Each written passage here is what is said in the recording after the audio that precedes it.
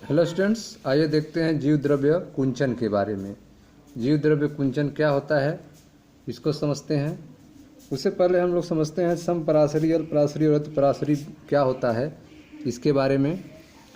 पादप कोशिकाओं में जल की गति के प्रति व्यवहार करना उसके आसपास के घोल पर निर्भर करता है। ठीक है, तो प्लांट सेल्स हो, पादप कोशिका हो या फिर ऊतक हो, में जल की गति के प्रति क्या व्यवहार होगा यह निर्भर करता है उसके आसपास के घोल पर। ठीक है, पादप कोशिका या ऊतक के आसपास का घोल कैसा है इस पर निर्भर करता है पादप कोशिका या ऊतक में जल के गति के प्रति व्यवहार। ठीक है, जल किधर गति करेगा, जल पादप कोशिका से निकलकर बाहर आएगा या बाहर से जल कोशिका के अंदर प्रवेश करेगा, यह निर्भर करेगा पादप कोशिका या ऊतक में जल के गति के प्रति व्यवहार करना उसके आसपास के घोल पर निर्भर करेगा। ठीक है, यदि बाहरी घोल कोशिका द्रव्य के प्रासरण दाब को संतुलित करता है। ठीक है, यदि कोशिका के अंदर जो घोल भरा हुआ है कोशिका द्रव्य और जो बाहर घोल है, यदि दोनों आपस में संतुलित हों, दोनों का प्रासरण दाब संतुलित हो, तो उसे हम समपराशरी कहते हैं। तब हम क्या कहेंगे, समपराशरी, अर्थात अंदर और बाहर दोनों तरफ का परासरण दाब बराबर है, तब उसे हम समपराशरी कहेंगे।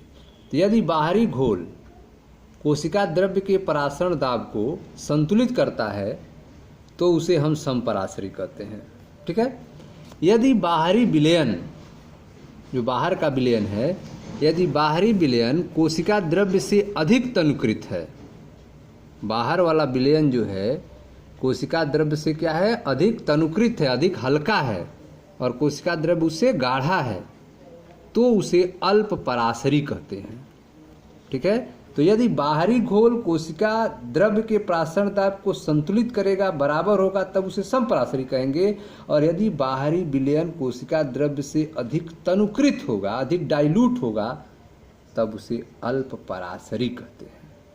ठीक है, और यदि बाहरी विलयन बहुत अधिक सांद्रता युक्त होता है, यदि कोशिका के बाहर की तरफ जो विलयंस हैं वे अधिक सांद्रता युक्त हैं, अधिक कंसंट्रेट हैं, गाढ़े हैं कोशिका द्रव्य की तुलना में, तब इसे अतिपराशरी कहते हैं। ठीक है, तो यदि बाहरी विलयन बहुत अधिक सांद्रता युक्त होता है तो इसे अतिपराशरी कहते हैं। ठीक है, तो समपराशरी कब कहेंगे, जब बाहरी घोल और कोशिका द्रव्य का घोल का प्रासरण दाब बराबर हो, संतुलित हो, तो समपराशरी कहेंगे। यदि बाहरी विलयन कोशिका द्रव्य से अधिक तनुकृत हो तब उसे अल्पपराशरी कहेंगे। और यदि बाहरी विलयन अधिक सांद्रता युक्त हो कोशिका द्रव्य की तुलना में, तब उसे अतिपराशरी कहेंगे। ठीक है, तो पादप कोशिकाओं या ऊतकों में जल की गति के प्रति व्यवहार क्या होगा, जल जो है पादप कोशिका या ऊतकों से बाहर आएगा या पादप कोशिका या ऊतकों में अंदर प्रवेश करेगा, यह निर्भर करता है उसके आसपास के घोल की सांद्रता पर, उसके आसपास के घोल पर निर्भर करता है। ठीक है, तो पादप कोशिकाओं या ऊतकों में जल की गति के प्रति व्यवहार करना उसके आसपास के घोल पर निर्भर करता है। कैसे निर्भर करता है, तो यदि बाहरी घोल कोशिका द्रव्य के प्रासरण दाब को संतुलित करता है तो उसे हम समपराशरी कहते हैं। और यदि बाहरी विलयन कोशिका द्रव्य से अधिक तनुकृत है तो उसे अल्प पराशरी कहते हैं। और यदि बाहरी विलयन बहुत अधिक सांद्रता युक्त होता है तो उसे अतिपराशरी कहते हैं। ठीक है, क्या प्रभाव होगा अल्पपराशरी और अतिपराशरी का। समपराशरी में तो आप देख रहे हैं कोई प्रभाव नहीं होगा क्योंकि संतुलित अवस्था में है। कोशिकाएं अल्प पराशरी घोल में फूलती हैं। कोशिकाएं जो हैं अगर अल्प पराशरी घोल होगा तो उससे कोशिकाएं फूलने लगेंगी। क्योंकि कोशिका द्रव्य का जो है सांद्रता अधिक होगा और कोशिका के बाहर वाले विलयन का सांद्रता कम होगा, तो बाहर से वाटर जो है कोशिका में आने लगेगा, जिससे कोशिकाएं फूलने लगती हैं। तो कोशिकाएं अल्पराशरी घोल में फूलती हैं तथा अति पराशरी में सिकुड़ती हैं। ठीक है, तो अगर बाहर की तरफ अति पराशरी विलयन होगा जिसकी सांद्रता अधिक होगी, तब जो है कोशिकाओं से जल बाहर निकलने लगेगा, अर्थात कोशिकाएं सिकुड़ने लगती हैं। तो कोशिकाएं अल्प पराशरी घोल में फूलती हैं और अति पराशरी में सिकुड़ती हैं। ठीक है, जीव द्रव्य कुंचन तब होता है।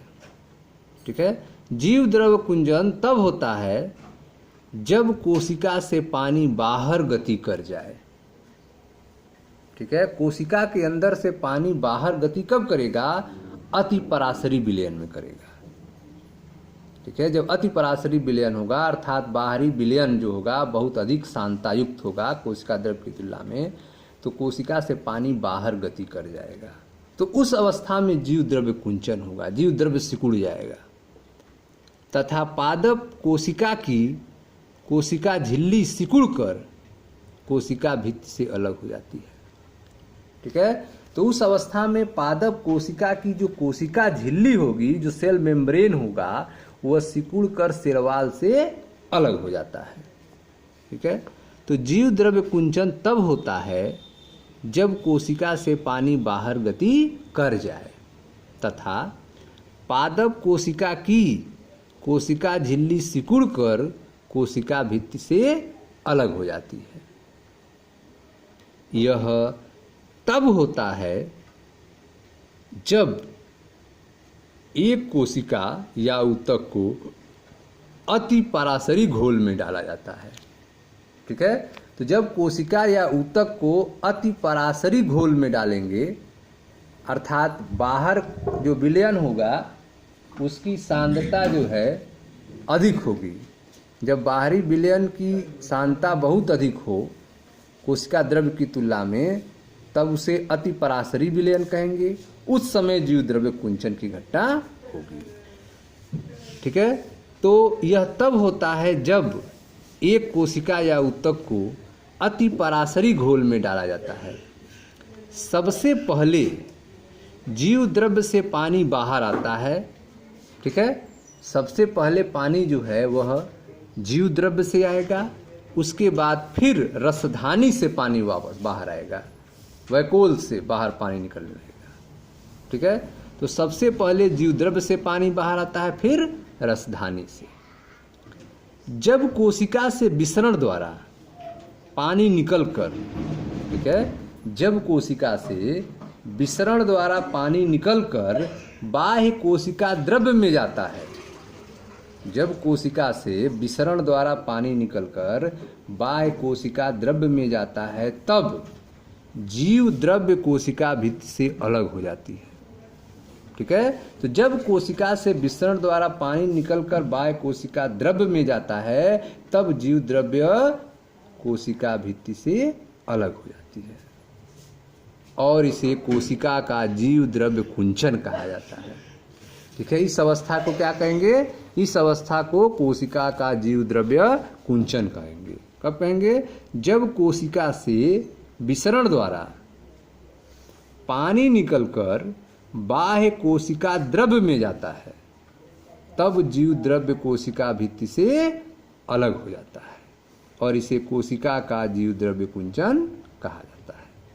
ठीक है, जल का परिवहन झिल्ली के आर पार उच्चतर जल विभव क्षेत्र अर्थात कोशिका, निम्नतर जल विभव क्षेत्र में कोशिका के बाहर जाता है। ठीक है, तो जल का परिवहन जो है झिल्ली के आर पार उच्चतर जल विभव क्षेत्र से निम्नतर जल विभव क्षेत्र की ओर होता है। जल का परिवहन झिल्ली के आर पार उच्चतर जल विभव क्षेत्र अर्थात कोशिका, निम्नतर जल विभव क्षेत्र में अर्थात कोशिका के बाहर जाता है। चित्र 11.5 देखें ध्यान से, यह फिगर है। पादप कोशिका का जीव द्रव्य कुंचन, जिसमें यहाँ आप देख रहे हैं जीव द्रव्य कुंचन हो रहा है। कोशिका के अंदर से पानी बाहर निकल रहा है H2O, जिससे सेल वॉल और सेल मेम्ब्रेन एक दूसरे से अलग हो जा रहे हैं। ठीक है, इस घटना को जीव द्रव्य कुंचन कहा जाता है। जब कोशिका से विसरण के द्वारा पानी निकलकर बाह्य कोश की द्रव्य में जाता है, तब जीव द्रव्य कोशिका भित्ति से अलग हो जाती है। जीव द्रव्य कोशिका भित्ति से अलग हो जाती है और इसे कुछ कोशिका का जीव द्रव्य कुंचन कहा जाता है।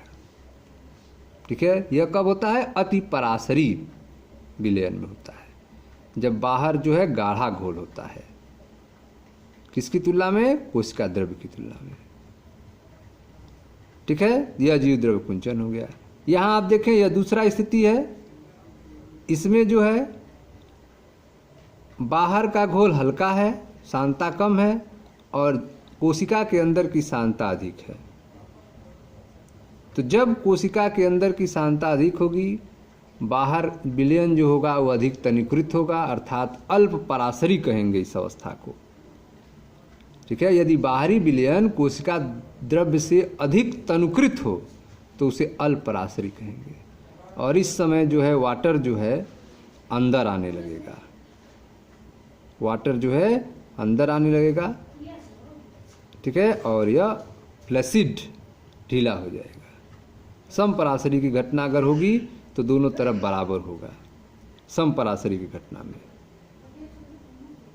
लेकिन अगर अल्प पराशरी होगा, ठीक है, तो बाहर से जल जो है अंदर आने लगेगा और कोशिका जो है टर्गिड अवस्था में आ जाएगी, स्फीत हो जाएगी, फूल जाएगी, क्योंकि बाहर से वाटर अंदर आ रहा है। लेकिन जब सम पराशरी होगा, अंदर बाहर का सांद्रता बराबर होगा, तब यह फ्लैसिड रहेगा, ढीला रहेगा। ठीक है, तो यह अ ब स। अ है अति पराशरी में, ब आप देख रहे हैं सम पराशरी है, और यह अल्प पराशरी है। ठीक है, पादप कोशिका का जीव द्रव्य कुंचन आप पढ़ रहे हैं। आइए देखते हैं आगे। तो जीव द्रव्य कुंचन में आपने सीखा कि पादप कोशिकाओं या ऊतकों में जल की गति के प्रति व्यवहार करना जो है वह उसके आसपास के घोल पर निर्भर करता है। और यदि बाहरी घोल कोशिका द्रव्य के प्राशन दाब को संतुलित करता है तो उसे हम समपराशरी कहते हैं। और यदि बाहरी विलयन कोशिका द्रव्य से अधिक तनुकृत हो तो उसे अल्पराशरी कहते हैं। और यदि बाहरी विलयन बहुत अधिक सांद्रता युक्त होता है तो उसे अति पराशरी कहते हैं। कोशिकाएं अल्प पराशरी घोल में फूलती हैं और अति पराशरी में सिकुड़ती हैं।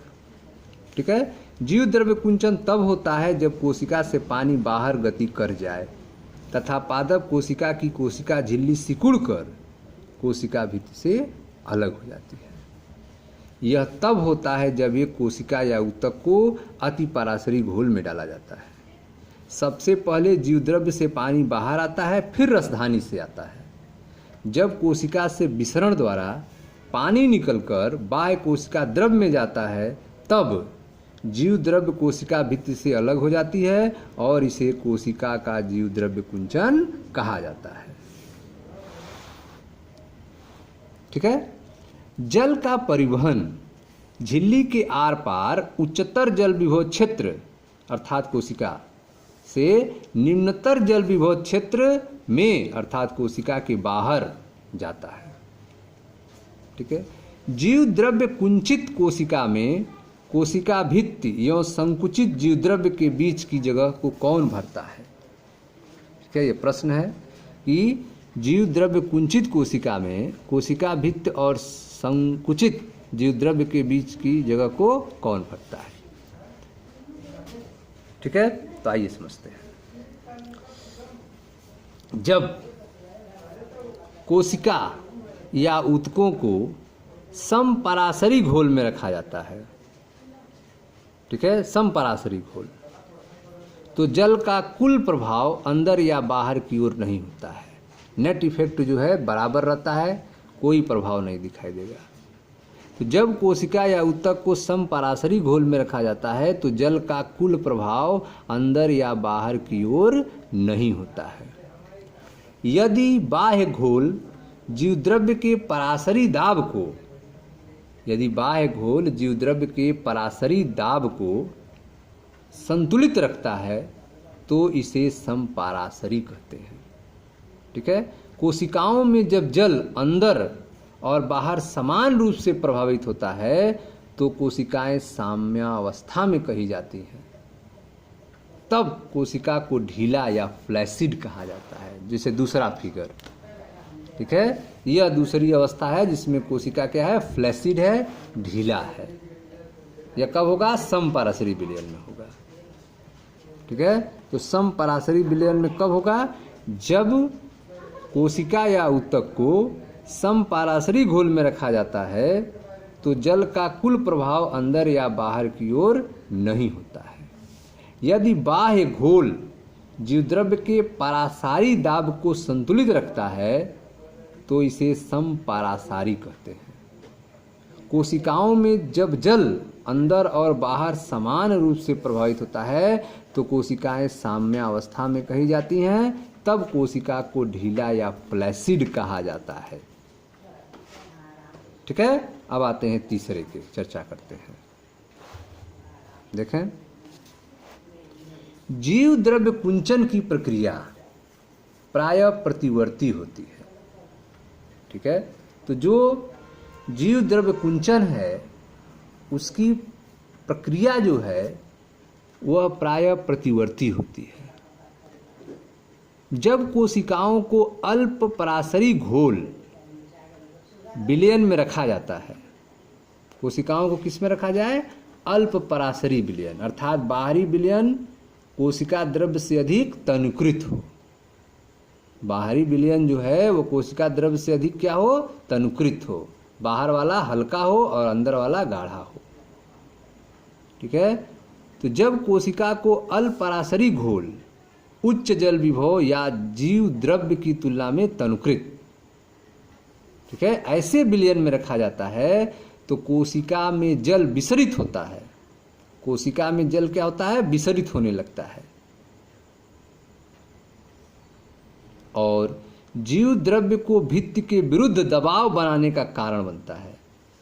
ठीक है। अब यह भित्ति पर दबाव बनाने लगेगा जीव द्रव्य जल बढ़ जाने के कारण।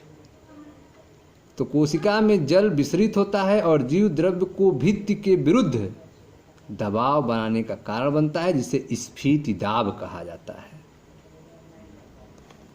ठीक है। तो यह दबाव क्या कहलाता है, स्फीति दाब कहलाता है, टारगेट प्रेशर कहलाता है। ठीक है। तो जीव द्रव्य संकुंचन की प्रक्रिया प्रायः क्या होती है, प्रतिवर्ती होती है।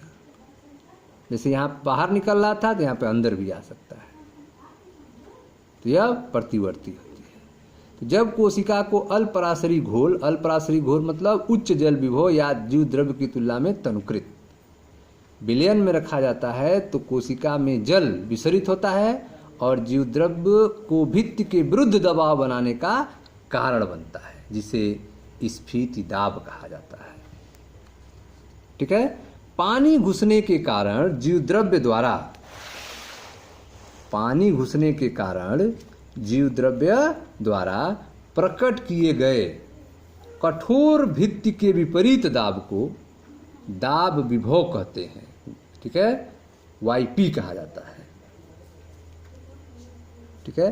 पानी घुसने के कारण जीव द्रव्य द्वारा, पानी घुसने के कारण जीव द्रव्य द्वारा प्रकट किए गए कठोर भित्ति के विपरीत दाब को दाब विभव या वाईपी कहते हैं। ठीक है। तो पानी घुसने के कारण जीव द्रव्य द्वारा प्रकट किया गया कठोर भित्ति के विपरीत जो दाब होता है उसको दाब विभव कहा जाता है, वाईपी कहा जाता है। कोशिका भित्ति की दृढ़ता के कारण कोशिका नहीं फटती है। ठीक है। कोशिका भित्ति की दृढ़ता के कारण कोशिका नहीं फटती है। यह स्फीत दाब अंततः कोशिकाओं के विस्तार एवं फैलाव के लिए उत्तरदायी होता है, जिम्मेदार होता है।